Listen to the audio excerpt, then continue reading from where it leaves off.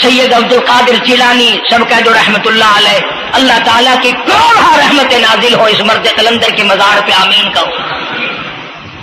حضرت نے اپنی قلم سے کتاب لکھی ہے غنیت الطالبین، صفحہ 1059 سے لے کر 64 تک کا مطالعہ کرو، کتاب عربی میں ترجمہ بھی لکھا ہوا ہے۔ اللہ والے نے صاف لکھ دیا، فرمایا جو آدمی جان بوجھ کر مرد یا عورت نماز قضا کرے، فرمایا فنکاحها باطل باطل باطل، نکاح اس کا ٹوٹ جاتا ہے، اولادها حرام، اولاد حرام کی پیدا ہو رہی ہے۔ اور سنو اللہ والے کی عبارت، غوث پاک سید عبد القادر جیلانی رحمت اللہ علیہ لکھتے ہیں، فرماتے ہیں اذا مات، جب بھی نماز مر جائے، لا یغسل لہ، اسے غسل دینے کی کوئی ضرورت نہیں، ولا یکفن لہ، اسے کفن دینے کی کوئی ضرورت نہیں، ولا یدفن لہ فی مقابر المسلمین۔ آخری بات عبد القادر جیلانی رحمت اللہ علیہ، ولیوں کی ولی، ولیوں کا سردار کہتا ہے بے نماز کو مسلمانوں کے قبرستان میں دفن نہ کرو، کہیں اس کی وجہ سے خداوند کریم کے دوسرے مردوں پہ قہر نہ پڑے۔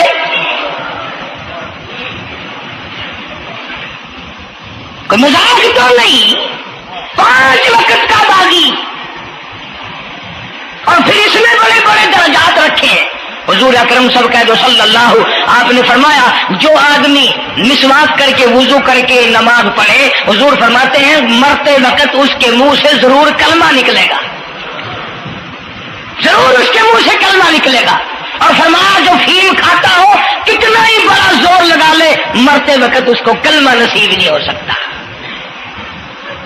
یہ سارے صحابہ کرام، سارے اللہ والے کس طریقے سے نماز پڑھتے تھے۔ شیر خدا علی مرتضیٰ رضی اللہ تعالیٰ عنہ نے وضو فرمایا، رنگ پیلا پڑ گیا، زرد پڑ گیا، کسی نے پوچھا کیا بات ہے، گھبراہٹ کیسی، پریشانی کیسی، رنگ کیوں بدل گیا، کپی کیوں آ گئی، لرزہ کیوں آ گیا؟ فرمایا او لوگو تم نہیں جانتے کس کی دربار میں کھڑا ہونے لگا ہوں، احکم الحاکمین کا دربار ہے، اس مولا کریم کا دروازہ ہے، ڈرتا ہوں کوئی بے ادبی نہ ہو جائے۔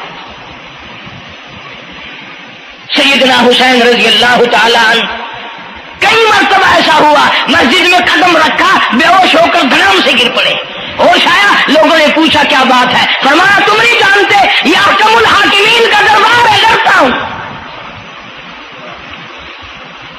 سیدنا حسین رضی اللہ تعالیٰ عنہ کا لگتے جگر امام زین العابدین رات دن میں 5 فرض نمازوں کے علاوہ 1000 رکعت نفل پڑھتا تھا۔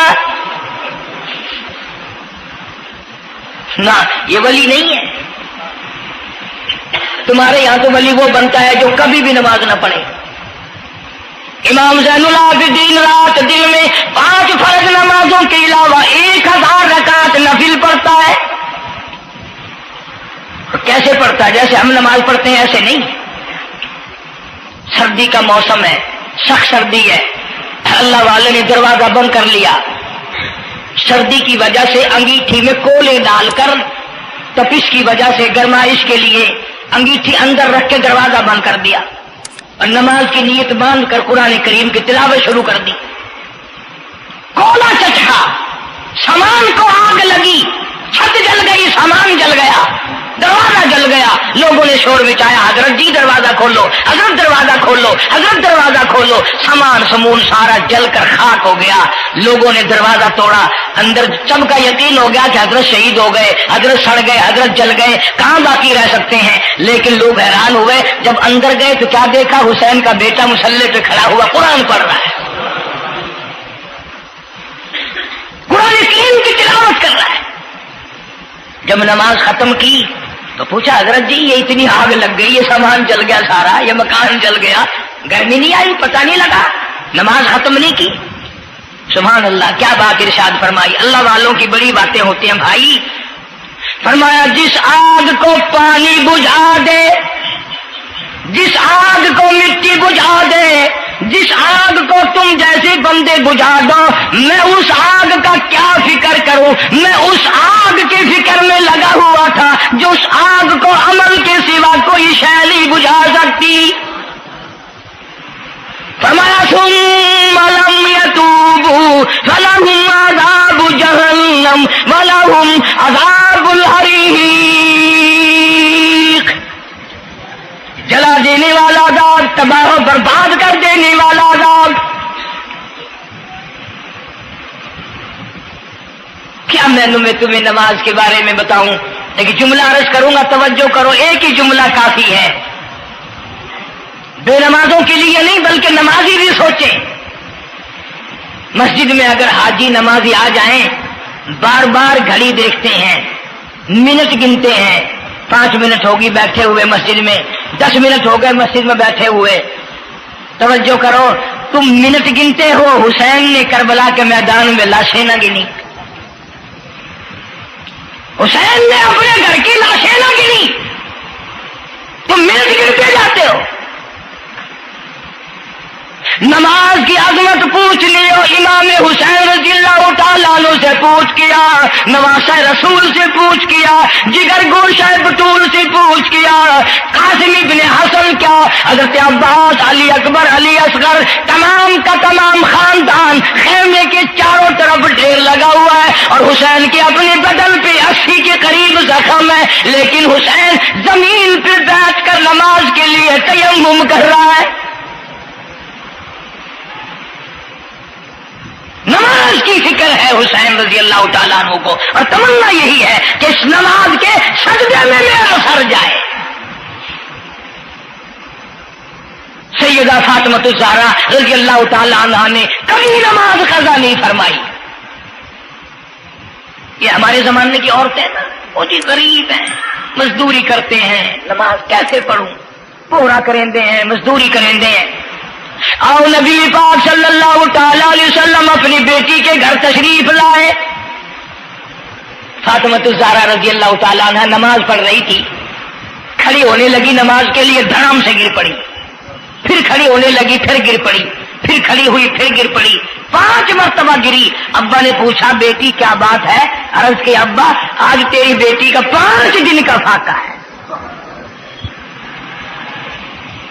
جنت کی ساری عورتوں کی سردار کا یہ حال ہے۔ سیدہ فاطمہ الزہرا رضی اللہ تعالیٰ عنہ، بیٹیوں کو، بہنوں کو ایسی کیسٹیں سنایا کرو فاطمہ الزہرا کی، سیدہ زینب کی، تاکہ ایمان یقین پیدا ہو۔ تم نے تو ٹیلی ویژن لا کے دے رکھا ہے تاکہ رہتا سوچتا بھی سارا ہی کچھ کھویا کھایا جائے۔ پیغمبر صلی اللہ علیہ وسلم کی بیٹیوں نے کبھی نماز قضا نہیں کی۔ سیدہ عائشہ صدیقہ رضی اللہ تعالیٰ عنہ اور ساری ازواج مطہرات میں سے کبھی کسی نے نماز قضا نہیں کی۔ 1,29,000 صحابہ میں سے کسی نے نماز قضا نہیں کی۔ اور یہ جتنے بزرگان دین گزرے ہیں، شیخ سید عبد القادر جیلانی ہوں، علی احمد حجویری ہوں، خواجہ باقی باللہ ہوں، خواجہ قطب الدین بختیار کاکی ہو، شاہ بہاول زکریا ملتانی ہو، یہ جتنے بھی اللہ والے گزرے ہیں، یقین سے کہتا ہوں کسی نے ایک نماز بھی نہیں چھوڑی۔ کہ تمہارے قریب میں یہ حافظ جمال روڈ کوئی دور نہیں تم سے، ملتان کی تاریخ میں لکھا ہے کہ حافظ صاحب نے آخری وقت میں ایک شرط نامہ لکھ کر کے چھوڑ دیا کہ میری جماعت جنازہ وہ آدمی پڑھائے جس کی ساری زندگی میں، ساری عمر میں کبھی بھی جماعت تو کیا تکبیر اولا فوت نہ ہوئی ہو، تکبیر اولا کبھی قضا نہ ہوئی ہو۔ اور دوسری شرط یہ لکھ دی میری نماز جنازہ وہ آدمی پڑھائے جس کی ساری زندگی میں کبھی تہجد کی نماز قضا نہ ہوئی ہو۔ تیسری شرط یہ لکھ دی میری نماز جنازہ وہ آدمی پڑھائے جس کی ساری عمر میں کبھی بھی سفر میں، حضر میں، گھر میں، مسافری میں کبھی بھی عصر کی سنت قضا نہ ہوئی ہو۔ یوں لکھا ملتان کی تاریخ میں کہ لاکھوں آدمی تھا، بڑے بڑے ولی تھے، نمازی تھے، حاجی تھے، مفتی تھے، قاری تھے، صبح سے لے کر عصر کا وقت ہو گیا، جنازہ کون پڑھائے؟ اپنے اندر یہ کوئی شرطیں پائے تو نماز پڑھائے۔ سچائی کا زمانہ تھا. تم میں سے نہ کئیوں کا ارادہ ہو گیا ہو کہ میں بھی لکھ کے رکھوں گا. اگر تم آج ایسی شرطیں لکھو گے انشاءاللہ بغیر جنازے کے قبر میں جانا پڑے گا. ایسی شرطوں والے تمہیں آج ملیں گے ہی نہیں. اور بلکہ لنگوٹا کس کے آگے وہ آئے گا جس نے کبھی بھی نہیں پڑھی ہو. وہ کہے گا چلو اخبار کی فوٹو تو آئے گا نا. عصر کی نماز کا وقت قریب ہوا. لوگ بیٹھے تھے. ایک مسافر آیا. گرد و غبار پیروں پہ پڑا ہوا ہے, کپڑوں پہ گرد و غبار ہے. صاف ظاہر ہے کہ بڑا لمبا سفر پیدل کر کے آیا. جنازے کے قریب کھڑا ہو کے کہنے لگا صفیں درست کرو میں جنازہ پڑھاؤں گا. صفیں درست کرو میں جنازہ پڑھاؤں گا. کئی آدمی ہوتے ہیں نا چھچورے, میرے جیسے تیرے جیسے. او سائیں تو سائیں میں آ کے کھڑ گئے ہو, پتہ ہے کوئی شرطیں رکھی کھڑے, اگلے نے کوئی شرطیں لگائی ہوئی ہیں. او سائیں ضروری گال کرنی آئی تو نال تو آ کے کھڑ تو گئے ہو, تو کو پتہ ہے؟